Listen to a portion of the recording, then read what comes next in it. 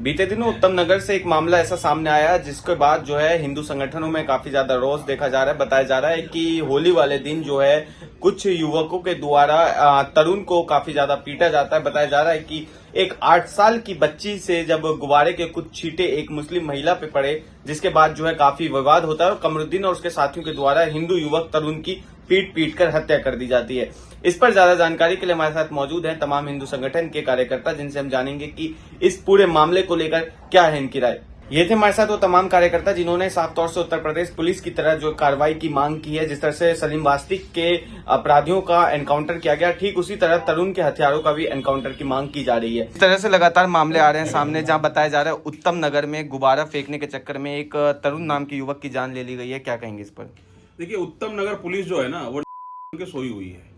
जिस तरह से गुब्बारा से फेंके हुए रंग से इनको प्रॉब्लम है, इन्हें रंग से प्रॉब्लम नहीं है, इन्हें सिर्फ हिंदुओं से प्रॉब्लम है। जिस एरिया में हिंदू है उनको मार के भगाना चाहते हैं, उनकी प्रॉपर्टी के ऊपर कब्जा करना चाहते हैं। सिर्फ ये कारण है, उनको रंग से प्रॉब्लम नहीं है। ये साले गाली निकल जा रही है मुंह से, क्योंकि ये इनकी कौम ही ऐसी है ना कि जितना इनको समझाओ उतना ही ये गिरते जा रहे हैं, नाले के अंदर जाते जा रहे हैं। जैसे होता है ना, उसको नाले में मजा आता है, वैसे ये है।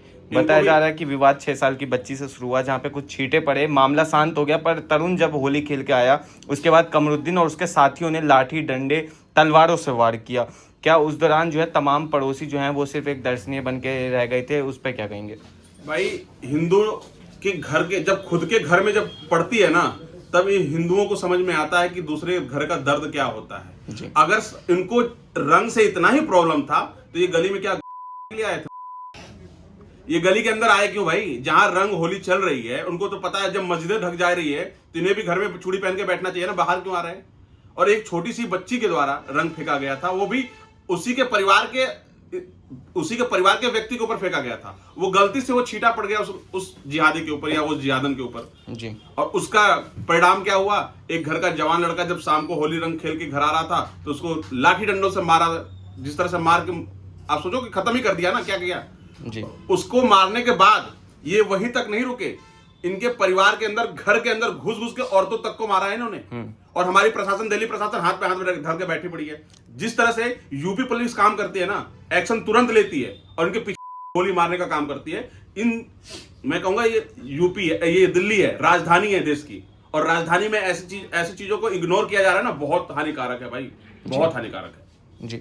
अच्छा, इसमें एक मामला सामने ये भी आ रहा है, बताया जा रहा है उत्तम नगर थाने के द्वारा जो है उन युवकों को बचाया जा रहा है, जहां उनको परिवार के समेत जो है बाहर उनके गांव भेज दिया गया है, जिन लोगों ने हमला किया था। ये पुलिस की नाकामी है। ये पुलिस पैसे खा लेती है। सबसे सीधी सी सवाल है, जहां जनसंख्या इनकी ज्यादा होती है मुसलमानों की, वहां इनकी होता है उनको अरेस्ट करने से। अब यही देखो, छोटा सा केस था हमारे दक्ष भाई का, देखा वो गए थे बेटी को बचाने के लिए गए, जिस बेटी के साथ छेड़खानी हो रही थी, वहां से कॉल आने के बाद ये लोग गए थे बचाने के लिए, वहां इनको अरेस्ट कर लिया जाता है बिना मतलब का। बट ऐसे जगहों पे जहां पे कत्ल हो जाता है, यहाँ की पुलिस सोई रहती है, काम नहीं कर पाती है।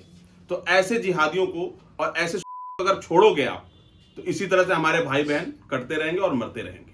ठीक है, किस तरह से देख रहे हैं पूरा मामला? जिस तरह से जहां माहौल एक तरफ देश में लगातार बिगड़ते हुए देखे जा रहे हैं, जहां हिंदू मुस्लिम के लगातार मामले आ रहे हैं, उसी बीच जो है आरोप ये भी है कि हिंदू परिवार के द्वारा भी उस दूसरे परिवार पे, जो कि मुस्लिम समुदाय से, ईद में जो लोग रोजेदार थे, रोजेदारों पे हमला किया गया था।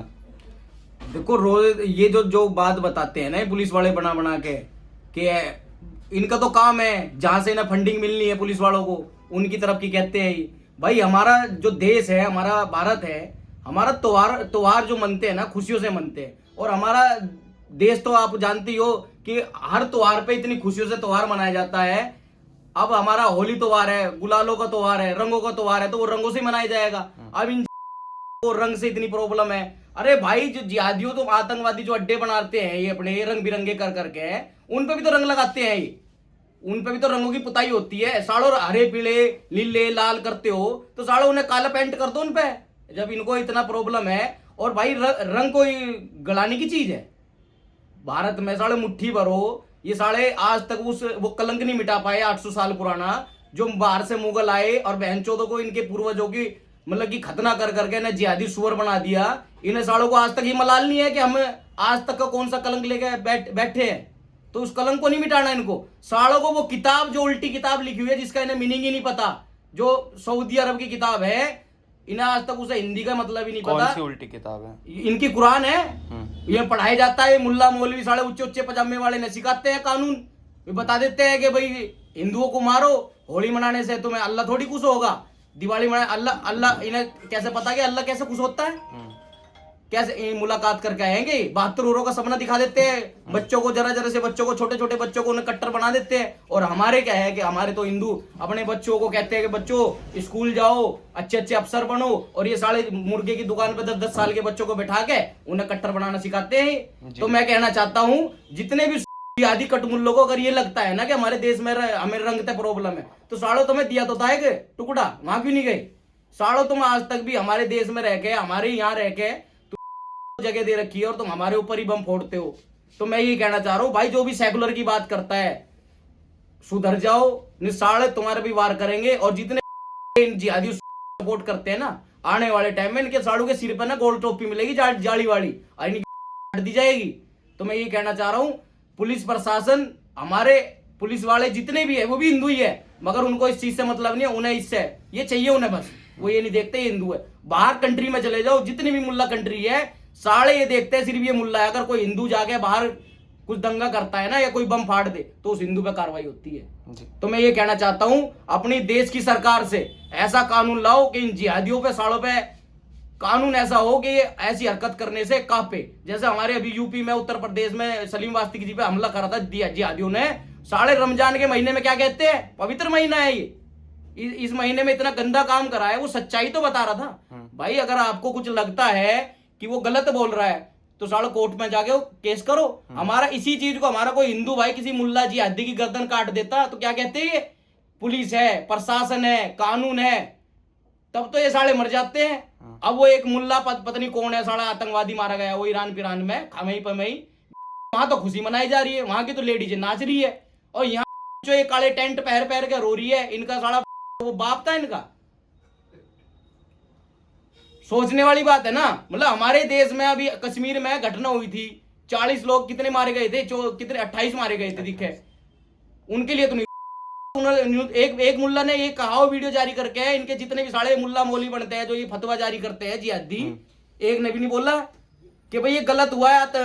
पाकिस्तान से जो मुल्ला आए हैं उन्होंने आगे जो करा है ये गलत करा है, और हम इसके खिलाफ, हम इसके पक्ष में नहीं है। और ऐसा अगर जिसने भी कराया उन पे कठोर से कठोर कार्रवाई हो, और पाकिस्तान का नामो निशान मिटावे। कोई नहीं बोलता साला। बहरहाल ऐसी तमाम अपडेट्स के लिए देखते रहिए पंजाब केसरी दिल्ली। धन्यवाद।